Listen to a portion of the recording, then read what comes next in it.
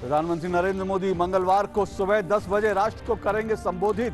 प्रधानमंत्री से बातचीत के दौरान कई राज्यों के मुख्यमंत्रियों ने लॉकडाउन को बढ़ाने का किया था निवेदन। फैसले का अभी है इंतजार।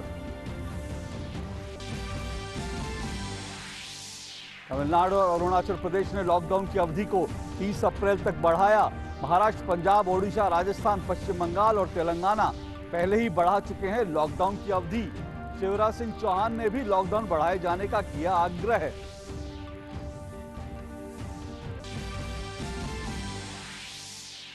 प्रधानमंत्री गरीब कल्याण योजना पैकेज के तहत अब तक 32 करोड़ गरीबों को 29,352 करोड़ रुपए की वित्तीय सहायता प्रदान की गई। 5,029 करोड़ लाभार्थियों को मिला अनाज। जनधन योजना के तहत करीब 20 करोड़ महिला लाभार्थियों को मिले 9,930 करोड़ रुपए। केंद्र सरकार ने कहा अगले 6 हफ्तों की कोरोना जांच के लिए पर्याप्त स्टॉक मौजूद। लॉकडाउन के बीच केंद्रीय मंत्रियों और वरिष्ठ अधिकारियों ने कई दिनों बाद कार्यालय पहुंचकर संभाला काम। जरूरी काम के लिए कर्मियों को रोटेशन प्रणाली के तहत बुलाया जा रहा है कार्यालय। अल्पसंख्यक मामलों के मंत्री मुख्तार अब्बास नकवी ने पवित्र रमजान के दौरान मुसलमानों से घर में रहकर इबादत करने की अपील की। सुप्रीम कोर्ट ने कोविड-19 के मुफ्त टेस्ट पर पहले के आदेश में किया बदलाव। निजी प्रयोगशालाएं आईसीएमआर की दरों पर कर सकती हैं परीक्षण। गरीबों का प्रधानमंत्री जन औषधि योजना के तहत होगी मुफ्त जांच। भारत में कोरोना वायरस के सक्रिय मामले बढ़कर हुए 8,048। 324 लोगों की हुई मौत। 979 लोगों को इलाज के बाद मिली छुट्टी। कुल मामलों की संख्या 9,352 हुई। जांच की सुविधा बढ़ाने पर सरकार का विशेष ध्यान। दुनिया भर में कोविड-19 के खिलाफ लड़ाई जारी। 18,64,000 से ज्यादा मामले सामने आए। 1,15,000 से ज्यादा लोगों की हुई मौत। अमेरिका में सबसे ज्यादा मामले सामने आए। 5.5 लाख से ज्यादा लोग हुए संक्रमित।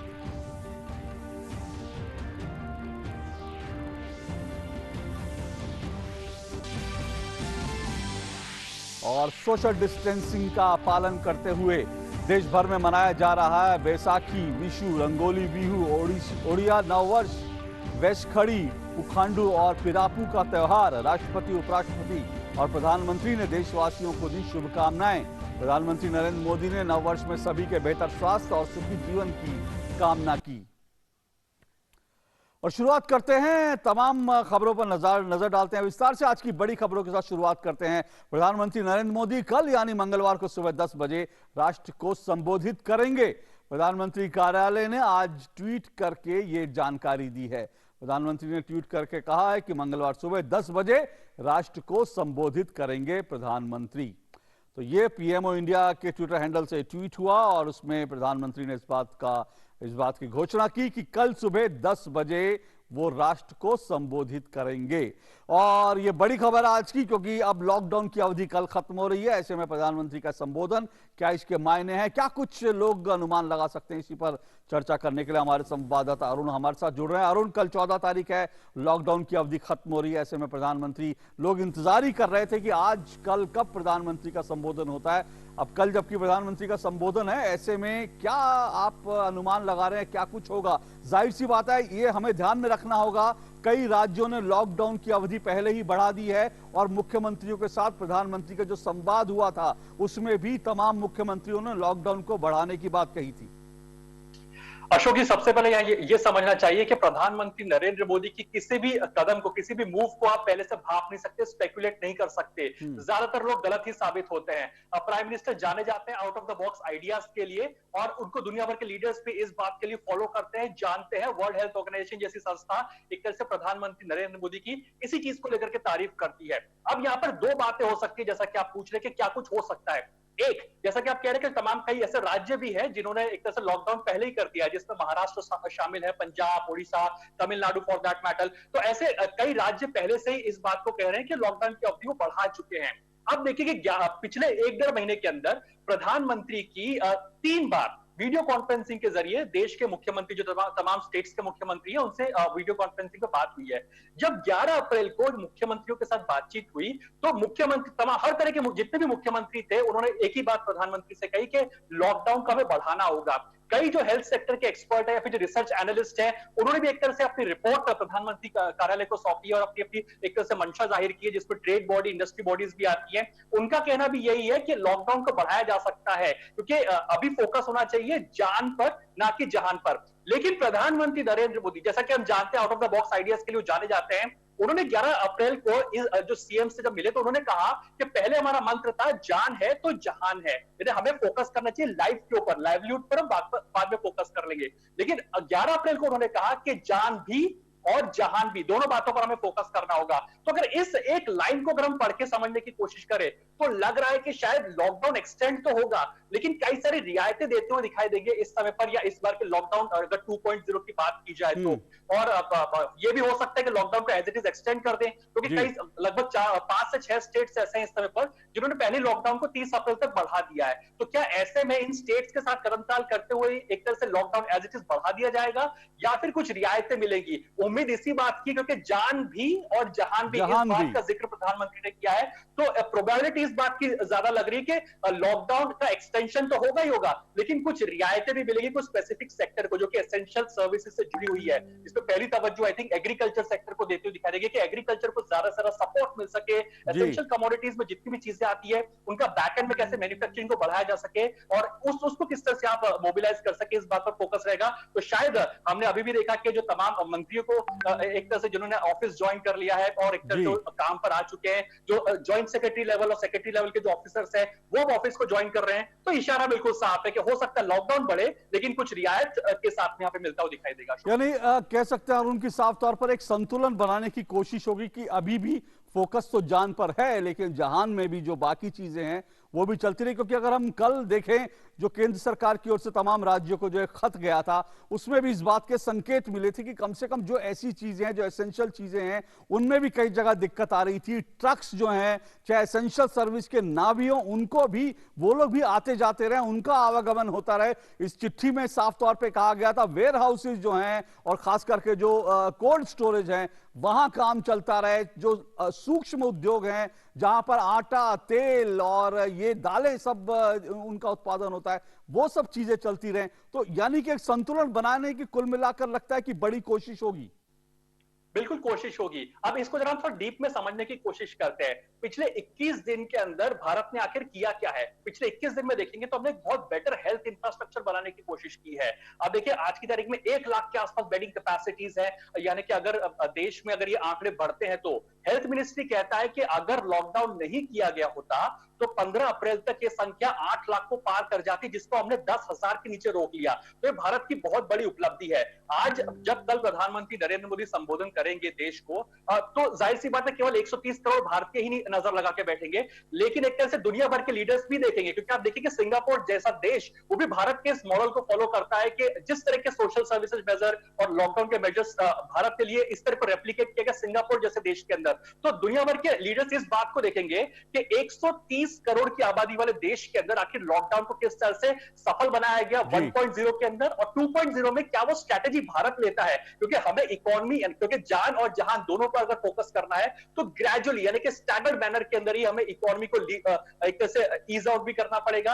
और क्योंकि हम पिछले 21 से 25 दिनों की अगर बात करें तो अपनी तमाम कैपेसिटीज को हम लोग एक तरह से यूटिलाइज कर चुके हैं, यानी कि जो माल सामान गोदाम का पड़ा हुआ था वो धीरे धीरे जा चुका है, लेकिन हमें वापस से चीजों को मैन्युफैक्चर करना होगा। क्योंकि अगर आटा दाल चाहिए तो जाहिर सी बात है हमें एक तरह से उनको फार्म से लेकर के रिटेल वेयर हाउस तक लेकर के आना पड़ेगा। किसानों की अगर फसल खड़ी हुई है इस समय पर तो उसको कटाई हो, उसकी हार्वेस्टिंग हो सके, उसमें कोई दिक्कत ना है। यानी कि अगर एक ट्रक एक खेत से लेकर के एक रिटेल हाउस तक अगर किसी चीज को लेकर के आ रहा है तो उसमें कोई दिक्कत ना हो, वो मूवमेंट फ्री तौर पर हो सके, इस बात पर फोकस रहेगा। तो वर्ल्ड हेल्थ ऑर्गेनाइजेशन पहले ही भारत की तारीफ कर चुका है, और जिस तरह से हमें 10,000 के अंदर इस समय पर मामलों को रखा है तो कर्व को कहीं ना कहीं भारत फ्लैटन करने में काफी सक्सेसफुल हुआ है। लेकिन हाँ, मैं हमेशा की तरह एक ही बात कहूंगा अशोक जी कि प्रधानमंत्री नरेंद्र मोदी को इस समय पर स्पेकुलेट करना एक तरह से नामुमकिन है, क्योंकि वो हमेशा एक out of the box idea के साथ में आते हैं। इस समय पर हम बात करें कि शायद कुछ कुछ रियायत दी जाए। क्या पता उनके पास एक थर्ड ऐसा कुछ बड़ा आइडिया हो जिसको शायद इस समय पर हम सोच भी ना पाए। तो हाँ, दो ऑप्शन तो इस समय पर हम बता रहे हैं कि या तो lockdown as it is extend हो जाएगा या फिर कुछ रियायत, और तीसरा ऑप्शन ये होगा अशोक जी के प्रधानमंत्री का कोई out of the box idea जिसको इंप्लीमेंट करते हुए दिखाई देंगे कल यानी कि 14 अप्रैल को। जी हाँ, जाहिर सी बात है कि प्रधानमंत्री, जैसा आपने कहा, out of the box ideas जो है हमेशा थ्रो करते हैं। लोग उसका इंतजार कर रहे हैं। लोग इस बात का भी इंतजार कर रहे हैं कि क्या प्रधानमंत्री कोई टास्क भी देंगे, क्योंकि 2 बार उन्होंने टास्क दिया था, एक बार ताली और थाली बजाने का, एक बार दिया जलाने का। हालांकि ये कहना मुश्किल है, और इस बात को हमें नहीं भूलना चाहिए, जो टास्क प्रधानमंत्री ने दिए थे लॉकडाउन के बीच, लोगों का उत्साह, लोगों का हौसला जो है उससे बढ़ा था। तो बहरहाल, लेकिन फिर मैं उसी पर आता हूं कि प्रिडिक्ट करना कुछ भी लगभग असंभव है, हमें इंतजार करना पड़ेगा। बहुत बहुत शुक्रिया अरुण आपका हमारे साथ जुड़ने के लिए। तो हमारे संवाददाता अरुण शर्मा हमारे साथ जुड़े थे, और इस बीच लॉकडाउन के बीच लगातार अपने अपने घरों से वीडियो कॉन्फ्रेंसिंग के जरिए काम कर रहे कई केंद्रीय मंत्री और वरिष्ठ अधिकारियों ने आज अपने अपने मंत्रालयों में जाकर अपने ऑफिसों से काम करना शुरू कर दिया। हालांकि सभी मंत्री मास्क लगाकर अपने ऑफिस पहुंचे और सोशल डिस्टेंसिंग का भी खास ख्याल रखा गया। कोरोना वायरस के खतरे के मद्देनजर देश भर में लॉकडाउन है। घर में रहें, सुरक्षित रहें के मूल मंत्र के तहत अधिकतर लोग घरों से ही काम कर रहे हैं। करीब 1 पखवाड़े से अधिक दिनों तक घरों में रहकर काम करने के निर्देश का पालन करने के बाद कई केंद्रीय मंत्रियों और वरिष्ठ अधिकारियों ने अपने अपने कार्यालयों से काम करना शुरू कर दिया। सूचना एवं प्रसारण मंत्री प्रकाश जावड़ेकर ने अपने कार्यालय पहुंच अधिकारियों के साथ बैठक की। केंद्रीय मंत्री ने मीडिया की भूमिका की सराहना करते हुए कहा कि स्वास्थ्य कर्मियों की तरह ही मीडिया कर्मी भी अग्रणी भूमिका निभा रहे हैं। उन्होंने मीडिया कर्मियों से खबरों के तथ्यों की जांच करने के बाद ही खबर प्रसारित करने का आग्रह किया। साथ ही उन्होंने मास्क लगाकर काम करने की अपील की। मीडिया के कर्मी जो है वो भी एक तरह से फ्रंट लाइन काम करते हैं, क्योंकि लोगों तक खबर पहुंचाना उनका काम है, उसके लिए जगह जगह जाते हैं। तो मेरा पहला आज यही रहेगा कि आप अपना ख्याल करिए, मास्क पहनकर ही बोलना चाहिए। जैसे मैं मीटिंगों में मास्क पहनकर ही बैठता हूँ। दूरसंचार मंत्री रविशंकर प्रसाद भी अपने कार्यालय पहुंचे। उन्होंने कहा कि आरोग्य सेतु एक महत्वपूर्ण ऐप है। उन्होंने ऐप को मोबाइल पर डाउनलोड करने का आह्वान किया। उसके माध्यम से आपके स्वास्थ्य की स्थिति, अगर सब कुछ ठीक है तो ग्रीन रहेगा। अगर किसी ऐसे व्यक्ति के संपर्क में आते हैं जो इससे अफेक्टेड है या अफेक्टेड होने वाला है, तो वो येलो होगा या रेड होगा। और बाकी कई उसमें बहुत सुविधाएं उपलब्ध हैं। खेल मंत्री किरण रिजिजू ने सोमवार को भारतीय खेल प्राधिकरण के मुख्यालय का दौरा किया। बहुत ही ज़रूरी वाला स्टाफ और सीनियर लेवल ऑफिसर्स उसके साथ में हम लोग ऑफिस को चला रहे हैं, और 9:30 सुबह से हम लोग ऑफिस चलाने का जो पहले पुराना सिस्टम है वही करेंगे। अल्पसंख्यक मामलों के मंत्री मुख्तार अब्बास नकवी ने अपने कार्यालय पहुंचकर अधिकारियों के साथ बैठक की। उन्होंने मुस्लिमों से इस महीने शुरू होने वाले रमजान के दौरान लॉकडाउन का पालन करते हुए घर पर ही रहकर इफ्तार करने और नमाज अदा करने की अपील की। रमजान के इस पवित्र महीने में लोग इबादत अपने घरों पर करें, तराबियां अपने घरों पर करें, इफ्तार के कार्यक्रम अपने घरों पे करें। किसी भी तरह से मस्जिद में, ईदगाहों में, इमाम बाड़ों में या किसी अन्य धार्मिक स्थल पर इस तरह के कार्यक्रम नहीं किए जाने चाहिए और नहीं होने चाहिए। इसके अलावा प्रधानमंत्री कार्यालय में मंत्री जितेंद्र सिंह, जल शक्ति मंत्री गजेंद्र सिंह शेखावत, महेंद्र नाथ पांडे ने भी अपने कार्यालय पहुंचकर मंत्रालय से संबंधित कार्य को निपटाया। कोरोना वायरस के बढ़ते खतरे के मद्देनजर देश भर में 25 मार्च से लॉकडाउन लागू है। सरकार के इस निर्देश का पालन करते हुए केंद्रीय मंत्री और अधिकारी अपने अपने घरों से ही काम कर रहे थे। अधिकतर मंत्री वीडियो कॉन्फ्रेंसिंग के जरिए अपने कार्यालय का काम अंजाम दे रहे थे। मंत्री और अधिकारी मंत्रालय जरूर लौटे हैं, लेकिन इसका ये बिल्कुल मतलब नहीं कि कोरोना का खतरा कम हो गया। मंत्री बुखार की जांच, सोशल डिस्टेंसिंग, सैनिटाइजेशन और मास्क पहनने जैसे निर्देशों का सख्ती से पालन करने के साथ अपने कार्यालयों से काम कर रहे हैं। Bureau report, DD news.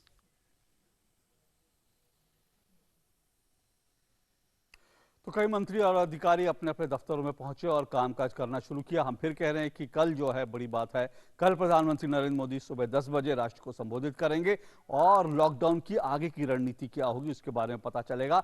लेकिन उससे पहले बीते हुए कल रात को केंद्र सरकार है उसने राज्यों को एक अहम पत्र भेजा है और खास करके लॉकडाउन को लेकर के जो कुछ दिक्कतें आ रही थी या जो कुछ समन्वय की कमी थी या राज्य सरकार और केंद्र सरकारों में अगर कुछ तालमेल की कमी थी तो उसको करने के लिए केंद्र ने राज्यों को एक पत्र लिखा। यह समझना जरूरी है कि यह पत्र क्या है, इसका मजमून क्या है। केंद्र सरकार ने सभी राज्यों और केंद्र शासित प्रदेशों को एक बार फिर पत्र लिखकर कहा कि लॉकडाउन का जो कैसे पालन हो रहा है उसको लेकर लॉकडाउन को प्रभावी बनाने के लिए सरकार की बनाई गाइडलाइनों का सही तरीके से पालन किया जाए। यानी केंद्र ने जो गाइडलाइन दी थी पहले उनका पालन कई जगह नहीं हो रहा था। इसीलिए पत्र में कहा गया कि आवश्यक वस्तुओं और सेवाओं को एक राज्य से दूसरे राज्य और राज्यों के भीतर ही कैसे पहुंचे उसके लिए बेहतर संचालन करने पर जोर देना होगा। यह बहुत अहम बात है जो कहा गया। इस मंत्रालय के नोटिस में आया है कि देश के कुछ हिस्सों में गृह मंत्रालय की ओर से जारी गाइडलाइनों का सही तरह से पालन नहीं किया जा रहा। साफ तौर पर कई राज्यों में इसका उल्लंघन हुआ जिसके कारण कुछ दिक्कतें आई और इसीलिए जो है ये चिट्ठी जो है ये भेजी गई। और उसमें यह भी कहा गया कि विशेषकर आवश्यक और गैर आवश्यक वस्तुओं को लेकर जा रहे ट्रकों को रोका जा रहा है। ये बड़ा इंपॉर्टेंट बिंदु है कि जो आवश्यक वस्तु और गैर आवश्यक वस्तु लेकर भी जा रहे ट्रकों को रोका जा रहा है। आवश्यक वस्तुओं के निर्माण में लगी यूनिट्स के कामगारों को आवागमन के लिए वैध पास उपलब्ध नहीं कराए जा रहे। यह भी बहुत महत्वपूर्ण बिंदु है जो गृह मंत्रालय ने ध्यान दिलाया कि जो वैध पास थे उपलब्ध नहीं कराए जा रहे आवश्यक जो यूनिट्स है वहां पर। पत्र में यह भी ध्यान दिलाया गया कि एक राज्य से दूसरे राज्य में जा रहे सामान की आवाजाही में रुकावट पैदा की जा रही है और एक राज्य के पास को दूसरे राज्य में मान्यता नहीं दी जा रही है। यह इंटरस्टेट में कई जगह पे दिक्कत आ रही थी, उसको लेकर मंत्रालय ने ध्यान दिलाया है कि एक राज्य का पास दूसरे राज्य में मान्यता नहीं दी जा रही। कोल्ड स्टोरेज और वेयर हाउस को भी चलाने नहीं दिया जा रहा। यह भी चिंता जताई गई है कि आखिर इनको क्यों नहीं चलाने दिया जा रहा, कोल्ड स्टोरेज वेयर हाउसेस, क्योंकि ये बैकबोन है इस वक्त जो है पूरे सप्लाई चेन की। केंद्र सरकार ने कहा है कि ये ऐसी रुकावटों से आवश्यक वस्तुओं की आपूर्ति में कमी पैदा हो सकती है। जी हाँ, कमी पैदा हो सकती है। आवश्यक वस्तुओं की जो कमी है जो है उसमें कमी पैदा हो सकती है, ये केंद्र सरकार ने याद दिलाया है। अब इसमें कहा क्या है, निर्देश क्या दिया है, क्या निर्देश है इस चिट्ठी में, यह भी इंपॉर्टेंट बिंदु है, इसको समझ लीजिए क्या क्या निर्देश दिए गए।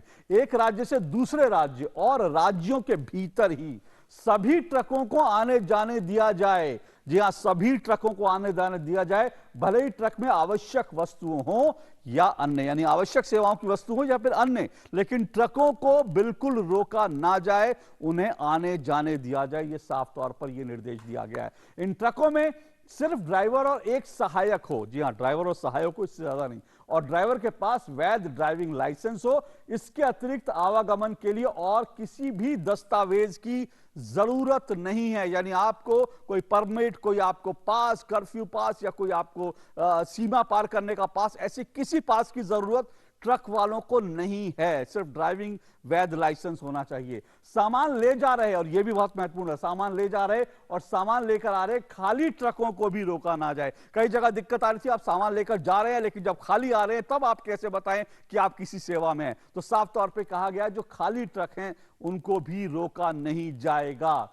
राज्यों के अधिकारियों को निर्देश दिए गए हैं कि आवश्यक वस्तु उत्पाद इकाइयों के कर्मचारियों और कामगारों को आसानी से पास मिले ताकि इन इकाइयों के काम में कोई बाधा नहीं पहुंचे। ये राज्य सरकारों की जिम्मेदारी है, जो तमाम आवश्यक वस्तु जो उत्पाद करने वाली इकाइयां हैं उनके जो कर्मचारी हैं वो आसानी से आ जा सके, उसके लिए उनको पास उपलब्ध कराए जाए। ये राज्य सरकार की जिम्मेदारी है। लॉकडाउन के दायरे से बाहर रखी गई फैक्ट्रियों, कंपनियों के श्रमिकों को और कर्मचारियों को बिना किसी परेशानी के आने जाने दिया जाए और सरकारें इनका आवागमन सुनिश्चित करें।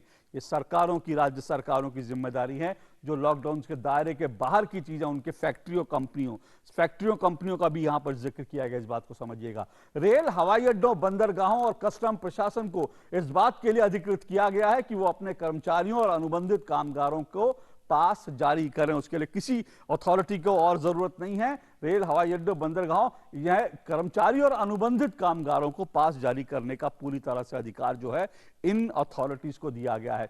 अब एक और महत्वपूर्ण बात है, आटा, दाल और खाने के तेल के उत्पादन, मैं उत्पादन की बात कर रहा हूं, सिर्फ बेचने की बात नहीं है, उत्पादन से जुड़े सूक्ष्म उद्योगों को बिना किसी बाधा के उन्मुक्त होकर काम करने दिया जाए।